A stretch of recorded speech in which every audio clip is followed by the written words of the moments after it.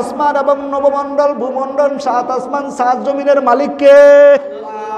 ওই আসমান আর মালিক জমিনের মালিক যদি আল্লাহ হয়, এই জমিনের মধ্যে আমার হুকুম চলবে, দুনিয়ার কোনো তন্ত্র মন্ত্র চলবে, তোমার বাপ দাদার বানানো কোনো ধর্ম চলবে না। তুমি যদি বলবো ধর্ম যার যার, উৎসব তার তার, কারণ আল্লাহ পাকের পয়গম্বর আমাদের জন্য দুইটা ঈদ রেখে দিয়েছে, তৃতীয় কোনো ঈদ আমাদের জন্য হবে না।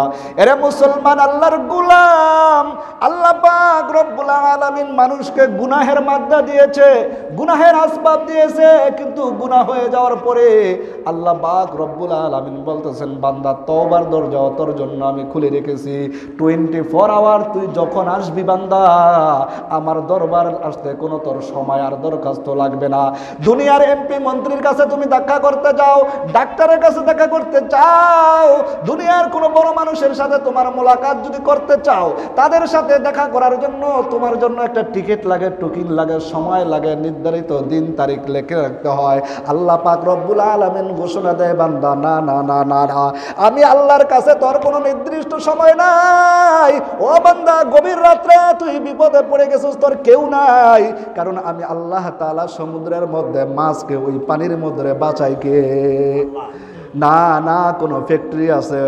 না না বান্দা, ওই জমিনের নিচে যে ফসল তুই বপন করলি, ওই ফসল কে উঠায়? তুমি নিজে। এবার মনে হয় সারটা ভালো দিয়েছি, ক্ষেতের মধ্যে আলু ভালো হয়েছে, না না, এই ফলন বিছন ভালো করার মালিক কে? এর পিছনে আল্লাহ বলছে তুমি জমি চাষ করো, আল্লাহ বলতেছেন তুমি জমি চাষ করো, এই উর্বর করার মালিক কে?